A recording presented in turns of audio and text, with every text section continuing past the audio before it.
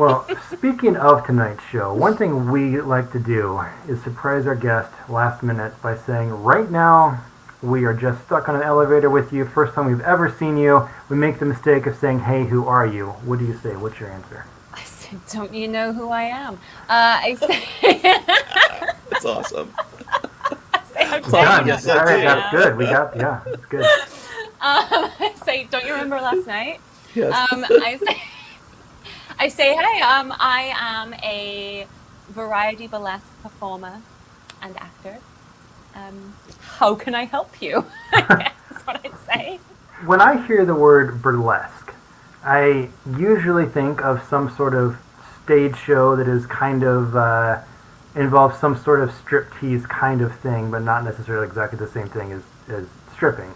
But I know there's a whole lot more to burlesque acts and burlesque shows than just that. So what is this umbrella that is known as burlesque? Yeah, so for me, burlesque is like a performance art medium, and it's a self-contained 3 to 5 minute act that the performer has created themselves. So in a lot of, like, say, cabaret shows or other shows, somebody else has choreographed it, someone else has costumed it, someone else has like conceived it, and the concept is theirs, and you're just the performer sort of being given all this stuff yourself and you perform. But in burlesque, you are fully creating this act that you want to put forward. So you're choosing, and in most cases, making the costume yourself. You're selecting the music.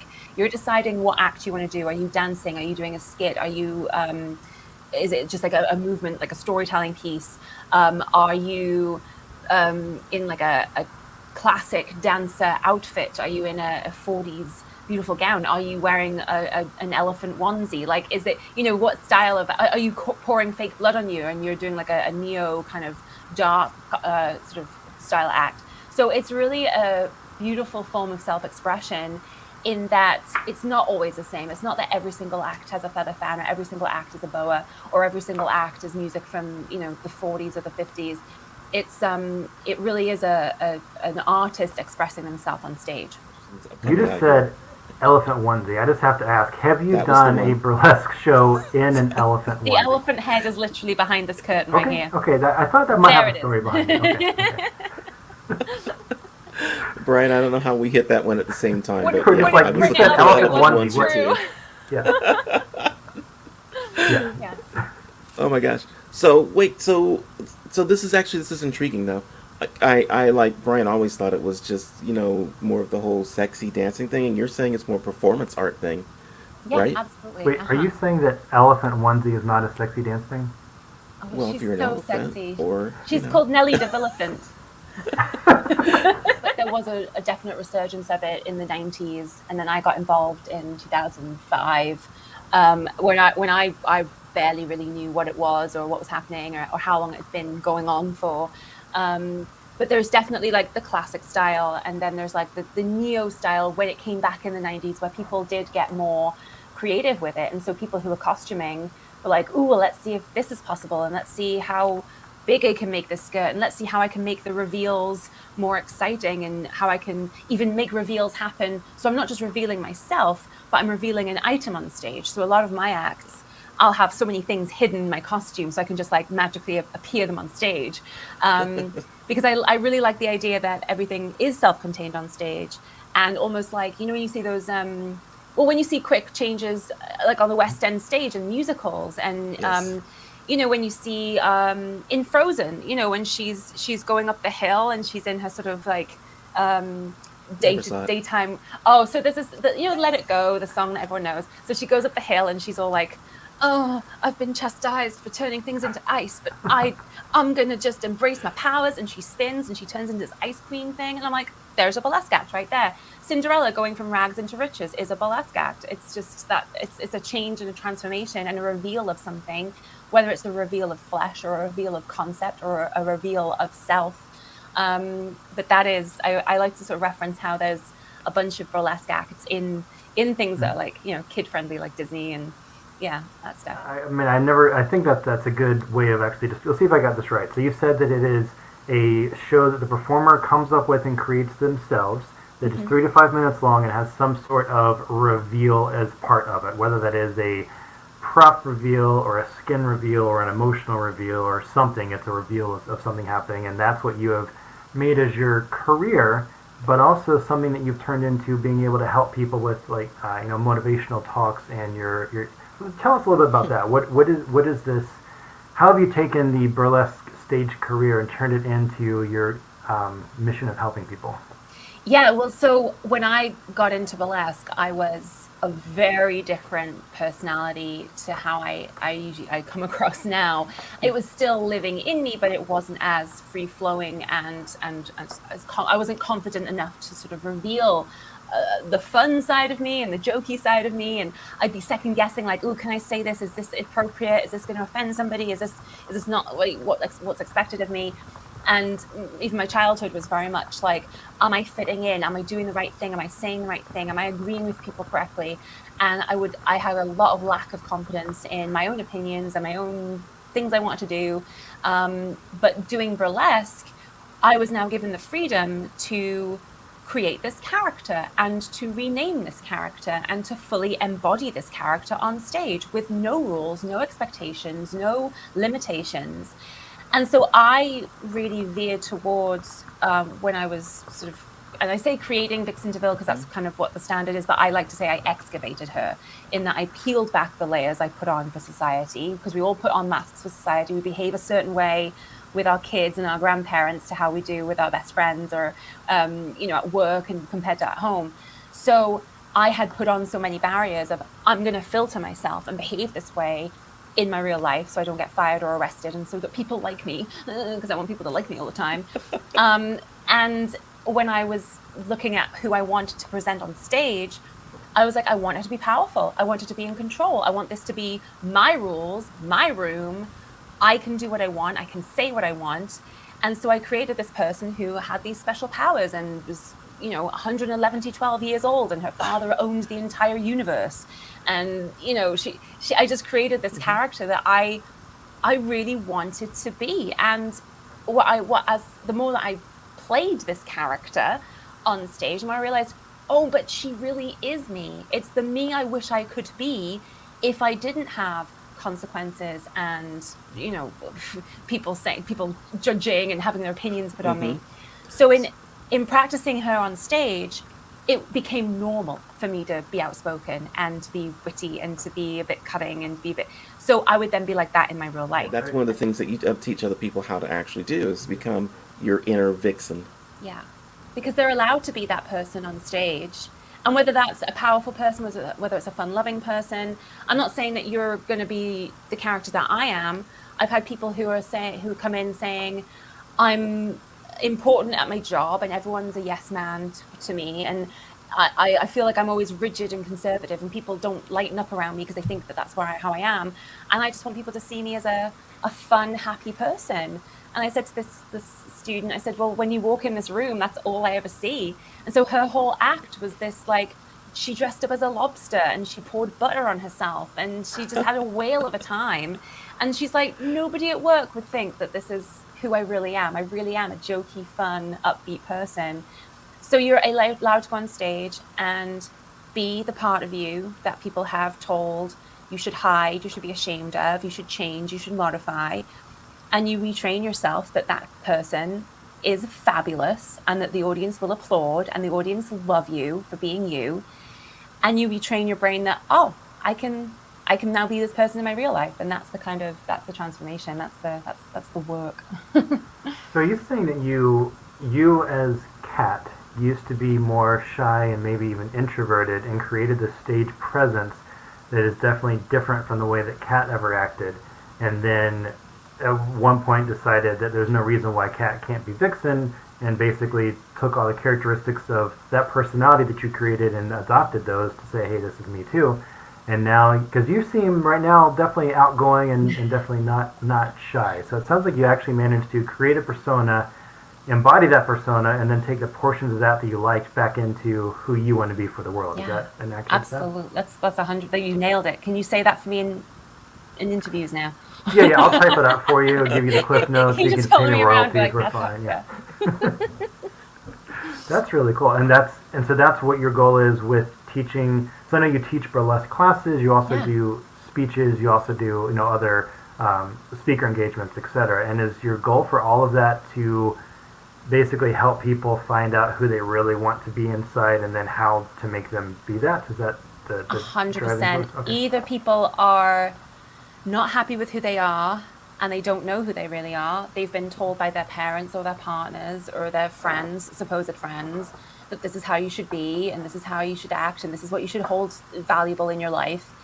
And they're not really happy with that existence, and they don't maybe quite know why, and they just think that it's because there's something wrong with them. And once you start unpicking at it, it's like, well, are you studying to be a doctor because you love it, or because your dad told you to do that? Or are you really into horror movies because you actually are really into horror movies, or just all your friends choose that to watch on a Saturday night and you have no other choice than because you keep quiet and go, well, I guess I'll watch horror movies. So it's really looking at your lifestyle and who you are and who's made those decisions in your life. And then you start making your own decisions when you create your burlesque act. So now it's free for all. What do I want to wear? What music do I want to listen to? What opinion do I want to have? How do I want to behave? And you're absolutely given permission to be anything. And my course is called Permission to Play, and it is when you give yourself permission, because we give ourselves permission at Halloween to dress up as all these different characters. We give ourselves permission when you have a bit of a drink to say the thing or do the thing, and you go, oh no, I was drunk at the time. But you gave yourself permission to do it. And if you can just give yourself permission when it's not Halloween and when you haven't had a drink, then that's what we're doing on the stage.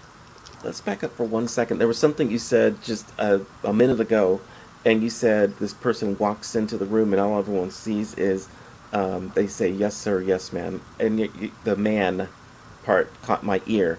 And it's being the yes man. And I'm wondering, are there times when men join your classes, and how does that work? I mean, what do men do in your class? Because I don't view it as you're accessing a feminine side unless that's what you're wanting. Because when I ask my students, how do you want to feel on stage? And a lot of people will say, I want to feel sexy. And I say, what does that mean to you? Because my version of sexy might be different to yours. My version of sexy could be, striding onto stage like a panther woman and just being like, hoo, I'm going to kick your ass. Or my version of sexy could be like, oh my God, I'm so cute. Hi there, how are you doing? And they're sexy to different people. So it's not that you're trying to access your sexy. It's it's the individual accessing the most confident version of themselves on stage. So I've got men who want to access their feminine side. I've got men who want to just be more confident in front of people. I've got men who just want to let it all go and just have fun on stage because they've been told all their life, you can't, you have to be a man, you have to man up, you can't cry, you can't do, there's so much that men get told when they're growing up that they have to behave a certain way, act like a man, be like a man. And so burlesque is a really nice place, whether they're dressing up as women, whether they're being more masculine, whether they're just nothing. There's a fabulous performer called Warramono who's just like gender fuckery. He's like, why do I have to label it? I'm just me on stage. And maybe that me has makeup and a beard, or maybe that me has, but it's not, you don't have to specify it's drag king or drag queen or burlesque. It's just you celebrating the fabulous version of you, and nobody has to say what that is other than you. So yeah, I have people coming and say, I want to access this part of me, access this part of me. And I'm welcoming all the spectrums of the whatevers you are, because you're just a human in my eyes, and let's show that fabulous human to the rest of the world. Excellent. So if we were going to do a class right now, and Brian and I are your students, yes. What's the first thing you would tell us in the class? We're ready to go. We were going to both dance. I'm going to grow a beard. Brian's going to shave his. What do we do? How do we start? What's the deal? The first thing I do is I look at mindset, because it's so much mindset. I could teach you the most amazing, beautiful dance routine, but if you've still got your mindset going, ooh, I'm embarrassed, or ooh, I don't want to show off, or ooh, I feel like I've got stubby ass fingernails and I get super embarrassed by them on stage, so I always wear gloves. But oh, I don't want to do this hand movement because my nails are stubby. So I work with mindset, and the first thing I say to you is that the burlesque show is not a competition. It's not America's Got Talent. I'm not going to the show as an audience member and going, who's my favorite one? Who's the best one? And who's the worst one? The show is an amazing show because it has all these separate individual solo performers who are each incredibly valid to be there. Like a fruit salad, where every single different fruit in that fruit salad is valid to be there. And the banana is not better than the pineapple. It's the mixture that makes the fruit salad delicious. So I get everyone to look. So I would have you look at each other and be like, I don't want you comparing yourself to each other. Just because Brian's got a beard doesn't make Michael any less. Brian has the beard. That's fabulous. Doesn't mean Michael needs to have one. Michael's going to celebrate the fact he's wearing glasses or whatever it is. So you are bringing 100% of you onto stage without looking at everyone else in the class going, they're taller, they're shorter, they're fatter, they're thinner, they're older, they're younger, they can do the splits, they can't do the splits, blah, blah, blah, blah, blah. And because that's so much of what happens in this world is that you go to a job interview, you go in the acting world, you go to an audition, and you start looking at everybody else and going, oh, I hate who I am, I want to be like everybody else. And it's not. Screw everyone else. I want you. I want you on stage. I want to throw something out that I think Brian, he should have caught here. Because one of the things that Brian has that I don't do is I don't dance, which I don't understand. Okay? But the way that you were describing it, I would have thought, like, all of a sudden, like, Brian would have gone, that's it, Michael. That's why you need to dance, you know? I mean, I'm hoping you're picking this up. I'm trying not to just throw it in your face that you should learn how to dance. But, I mean, we've said that, I think this ties in directly to what Kat's saying, was that one of the first things that I used to say when I was teaching dance classes was your first thing is to forget what everybody else is thinking about you or that everybody else is here and just be you, just let loose and have fun. And that sounds like that's pretty much the same starting point you have to have. I mean, I think one interesting difference is in a dance class, when you are dancing, everyone really isn't watching you, whereas in a burlesque performance, when you're doing the performance, everybody is watching you. And so you are having to let go of yourself and still, for people to watch you, and yet at the same time not feel like you're being judged, which is a really, I think, a cool dynamic to break into. That's why I love this work, because so many people, confidence coaches or life coaches, will work in the theoretical and will work on mindset, but you're legit having to put yourself in front of a group of people and be like, I don't care what you think about me. And I know I've got whatever, I mean, I'll use examples of what I felt when I first started burlesque. I was like, I've got a big fat ass and I've got tiny ass titties and I can't dance. And everyone's going to know. And I'm going to go on stage, I'm going to have to, I hope they don't, I'm going to pad my bra up because I'm embarrassed by the fact I have no tits. And I'm going to have to wear my boy shorts because my ass is so massive and huge and cellulite-y. And I'm going to hope that they look at someone else because my dance skills are terrible. And because I forced myself into that world, I got to the point where it's like, it's not about my dance skill, it's about my presence on stage, and it's my interaction with the audience. When did you get over the body thing that you just described and get more into, it's not about body, it's about whatever this is, this mindset? I think it definitely took me a number of years and practice and repetition. I didn't go down to pasties until at least 5 or 6 years performing. And I would always, which is kind of why I do the glass walking and the fire, was because I was sort of distracting from the strip. And because I still was battling with this arrogance. I didn't want to be arrogant. So I was scared of going on stage and be like, I'm so full of myself that I believe I'm so pretty that you should be looking at my naked body. Ha ha ha ha, I'm so great.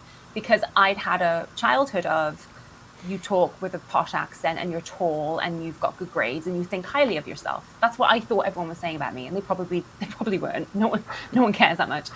So I had it in my head, I can't be seen to be arrogant. So I would do things like fire and glass walking so that I had I call it functional stripping. I had to remove my clothing in order to do the body burning, in order to walk on the broken glass. So the strip was like a byproduct. So I was very hit on this reason for the strip. And it got to the point where I would leave my bra on because I'm like, there's no reason for me to go down to pasties for this particular act. There's no reason. And I got to an act that I did, and it was actually the Snow Queen, talking about Frozen and everything, and every layer that I remove creates like snow. So I have my coat comes off, and I have these Chinese fans, which are like snow, and then I have isis wings, and it's like snow, and then I have my actual snow confetti. And at the end, I'm there, and I'm like, well, I've taken every single layer of clothing off to create snow. And I feel hindered by the fact I'm leaving my bra on. I feel like the final reveal is I take my bra off and I've got snow pasties and there's snow everywhere. And I felt this moment on stage where I almost went to take it off and the audience almost went, eh, and then I didn't. And it felt like I hadn't finished the act. And it was the first time I thought, my bullshit in my head is hindering my act. And I see it a lot where people sometimes go down to pasties and it's not really required. And it looks almost like they've sort of forced themselves to do it because that's what's expected. I see that a lot in photography too. People they'll do more or less than they need to make a picture happen. And actually, I like what you're saying in terms of just pure coaching and getting people over their fears. And actually, I do believe, by the way, Brian, that one of the reasons I don't dance, I do things that I'm good at. If I'm not good at it, I don't do it.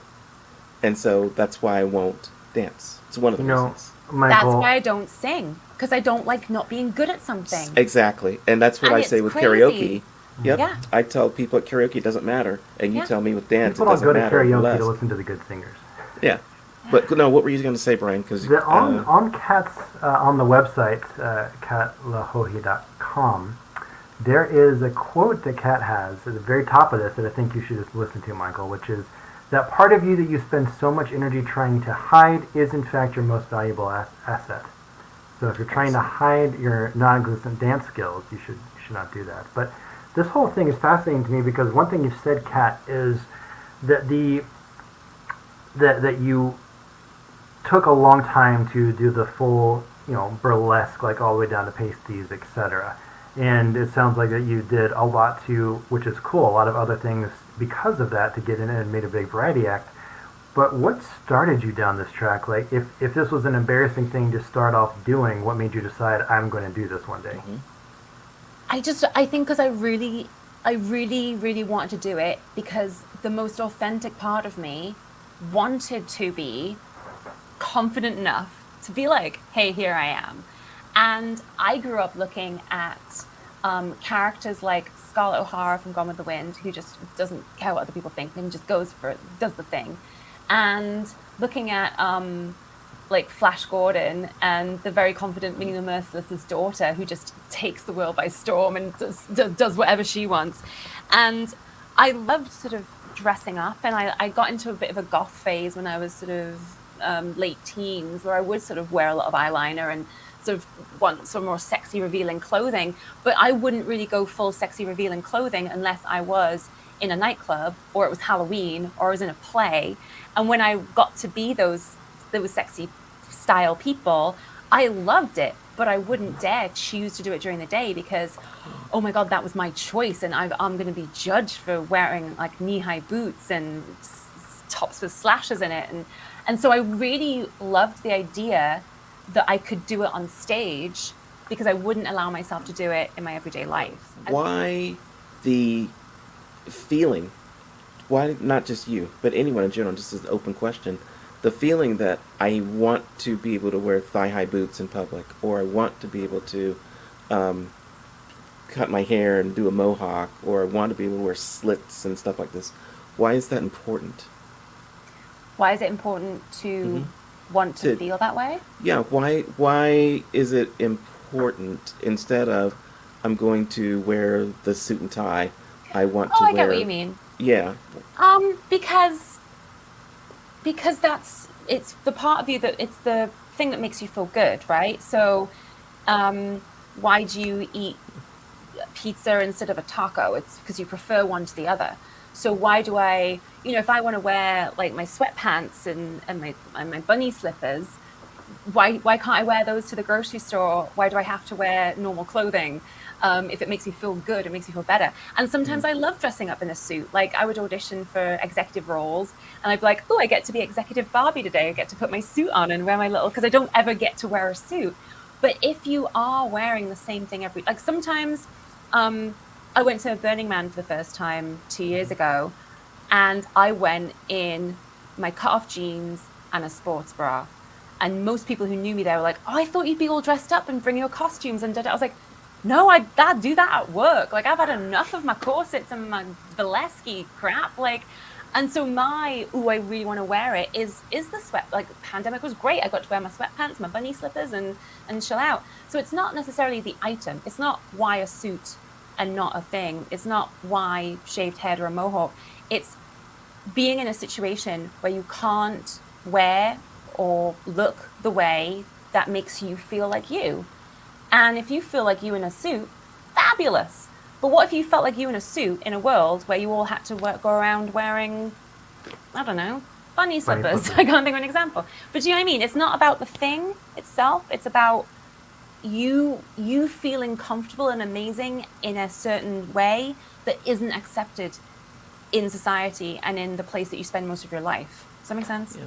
Burning Man is a good example. I think that's a good analogy to how maybe you can look at burlesque and teaching the things that you're teaching in the fulfillment, discovery of oneself, right? Because I think Burning Man is pretty much all about discovering yourself and being radical acceptance. And I'm not a full on burner, but yeah, I'm not a it's burner radical either, self acceptance and radical self love. I think, yeah, all those Yeah. things. But that again, when people come into burlesque, they'll go, "Oh, I'm not sure if I want to wear a corset." You don't have to. Like I said, you can wear an elephant suit. Oh, I'm not sure if I can wear massive high heels. You don't have to. You can be barefoot if you want. And that maybe isn't all burlesque. That might not be all. That's not classic burlesque. That's not corporate burlesque. But it's what I love about the burlesque that I do and the burlesque that I take part in is that it's not at all. There's no rules, and you do the thing that makes you feel great and makes you come alive. You know. We should show some of this. You've got some amazing footage of things that you've done, right? With You burlesque. just said the burlesque of that I do. That means there's multiple types of burlesque, which Yeah. in the footage Michael's talking about, I think you sent us this and told us that this is an example of a bunch of different types. So, yeah, what are these multiple types of burlesque and how? I did not know until just now that there was that there's a lot of types. Yeah, I mean, there's your classic burlesque that is, I look very, very expensive, and I've got my feather fans, my boa, and there can be some fun and cheekiness, but it's mostly sort of I look beautiful and I'm posing. And then you've got your sort of comedy burlesque that can be almost like a skit, like you're acting out a silent movie style type of thing. You've got your variety burlesque that's going to be like glass walking and your fire or your aerial or your pole dance. And then I'm just looking at what's going on the screen. And then I've got my acts where I just go crazy. Like I've got my act where I'm a pig, and I have a big spit and I cook myself on stage and I chop off all the pig flesh and I make a sandwich out myself, and at the end I'm a dancing skeleton. Now, am I gonna sell that act to the Globe Theatre as a supporting actor for Dita Von Teese? No, that's not going to be sold, but it's what brings me to joy, and that's what I'll sell as a show called What the Fuck Less. There was the Halloween show that just happened last week. So I will create all these different style acts because they make me happy and they bring me to life, but I'm going to pick and choose where they fit in the different shows that happen. So there's just a whole, variety. It's a variety show. So your 3 to 5 minute acts that you're talking about, you could do an entire. Can you do an entire burlesque show that is just multiple acts of you, or are they mixed in with other people too? So I have my solo show, which is there's maybe 5 or 6 acts in the show. It's an hour and a half show. I'll be bringing it back to LA in February, and I'm taking it up to Walla Walla, Washington, in March. And that is a mixture of almost like TED Talk style and stand-up comedy with the acts mixed in. And it's almost like a discussion of like how I got into burlesque and the acts that I did and why I did them and the discoveries I made along the way. And it's kind of what we've been talking about today. And so I sort of show you how I found these acts and, the progression of them. And then, I was, I can't remember where that was now. I was hired to do a festival somewhere, and it was just a 20-minute like block of time. And so I've got my fire act the dress burns off into the outfit that I can then do my glass walking in, and then I strip off into that, which then can go into like a third act. So, I mean, because each act requires such a different costume change, and like I said, hiding stuff in my costumes and stuff, it's difficult. If you're a singer and you're singing 6 songs from your album, it's like, here's a song, here's a song, here's a song, here's a song. But with burlesque, you have to do the changes in between. So most burlesque shows, like I'll host a show, there'll be other girls in it, and maybe I'll close off the first act and the second act with an act either side. With the fire breathing, with the magic acts, with the all of the different acts and amazing things, what is your favorite? Ooh, I think the fire is my favorite. I think I've just been around. I'm more confident with the fire. I've been around it longer. It's the audience reaction is always amazing. Yeah, I think the fire is my favorite one.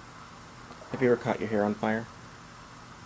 Yes. On purpose? Yep. I think it's growing out. Hang on. Where's my little tuft? It was Really? like, yeah, for realsies. Like I had this little tuft that was just here, and I can't grab it now. Oh, there, is it there? There, that bit. And I was doing fire fans, I kept catching it, and it got down to here. And like when you bite your inside of your lip, and then you bite it again because like it's you there, must have done. Yep. You bite your tongue, or you bite a part of your mouth, Yes. and it swells up. And because it's swollen up, you then repeatedly bite it because it's in the way. My little tufty hair was like that. And so every time, I'd have my hair tied back, and this little tuft was just like sticking up, kind of like that. And so I'd keep catching it with the fire, like every time. It was the first time it happened, it was like about 6 months ago. And then about every single week, it would just get a little caught a little bit. I'm like, for God's sake, that little tuft is just never going to go away. But it's almost grown out now.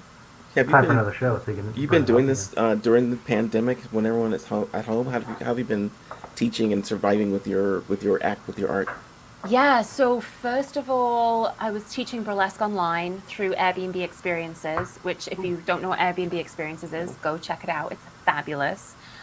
They do them in person as well as online.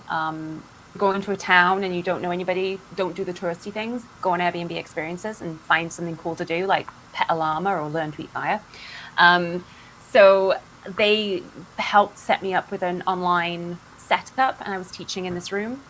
And then fire, I was still teaching about July of pandemic, because it was outside, we could be 6 feet away, the materials were all sanitized, so I was able to start teaching fire again like halfway through pandemic.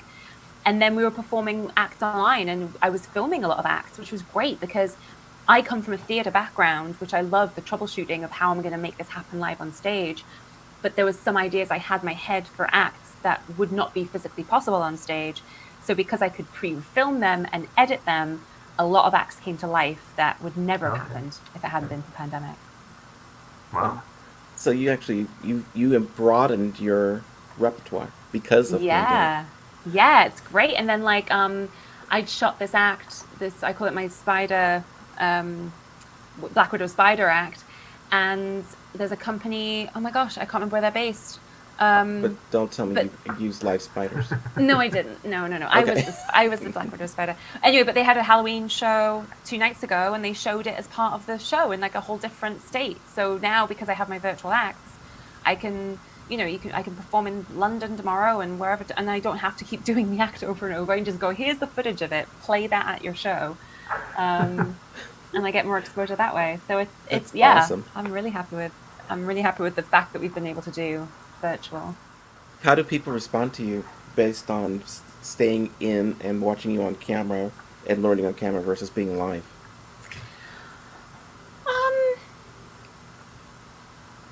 I wonder what the difference. You mean like how is it? How do they respond to the burlesque differently? Well, no. How do, like when you're teaching on camera versus teaching Zoom live? versus I got you. in-person Yeah. lessons. Well, what was great was that I was getting people from all over the world. I had some couples doing it. I had, like you say about men, I had some men doing it who were like, well, I was a bit worried about doing this in person, but I can just do this from my house. And if the worst happens, I can just turn my computer off. I don't even have to leave the room and drive home. I can just go, nope, this wasn't for me. So I think a lot of people joined because they were in the comfort of their own home. It was safe to just, turn the camera off or whatever if they didn't want to. And it really attracted a lot of people who I think would never have done it before. Some people, this style of performance would be illegal in their country or severely frowned upon. And some people are just in the middle of nowhere and they're like, I'd have to drive for 2 hours to get a class like this. So it really opened up my work to a lot of other people. I would say what I didn't like about it is that people are in the comfort of their own home. And I think a huge part of this work is pulling people out of their current existence, especially if they've got kids at home, they've got partners at home, they've got family at home, or they're sick of staring at the same four walls. And you're the character, the human, the persona that you are in this space. When you come out of that and go to a dance studio, that's a new space, a new group of people, you've got like a fresh start. You can access these versions of yourself that you don't normally do. So I feel like that was the only detriment, was that people they didn't have that experience of getting in their car or public transport, whatever, going to a new space and being in the space, shared experience with these other humans. And when I've taught in person, I've started opening up my in-person classes, I realized I'd missed that so much. And it's so magical when all these people get together. They all realize how amazing they are. They all support each other in how amazing they are. And it's not judgment and, whatever. It's so that shared experience I missed having in person. We are unfortunately heading towards the end of our show, so I'm not going to dive into this too much. But right now, I think it's fair to say that when people think burlesque, they can think, okay, here's a burlesque act. That's what that is. But somehow, this all started, obviously the pose is very similar, but this all started from this, right? Like going from... Oh, look at her! That's it, I just right want to there. give her a hug and be like, woman, it's going to be fine. Don't you worry about your little socks and your stupid tie. You're fabulous. Because Stop now the listening to socks and tie naysayers. are in the act, right? Yeah, exactly. Right. Oh, Oh, I love that. bless her. Oh, little face. Oh. Yeah, I have to know this. What did you dress up as for Halloween? This year? Yeah. Oh my God, I was Vixen DeVille about 7 times. Well, see, now that's almost not like a dress up. That's I know, like you now. That's what I wore, that ringmaster. I was actually working at an event on Halloween, the day of Halloween, and I was handing out balloons and candy to little kids, and someone let me around their children. It was great, and everyone had fabulous costumes, and it was the most fun. I was like, I was Vixen, but I was like, like I said, family-friendly daytime Vixen, so it's great. How many people come up to you now that you're here in the U.S. and they go, oh, such a good British accent. Like, how long did it take you to learn it? So many people think it's fake. Oh my Right. God. So many people are like, so where are you really from? Oh, it's a really good British accent. I'm like, thanks. I've been working on it for a few years, Like, Yeah, I was born with it. Yeah. And we will, with that, have to say bye to everybody. And cheer dance. Bye, everybody. And Michael's got a cheer dance now.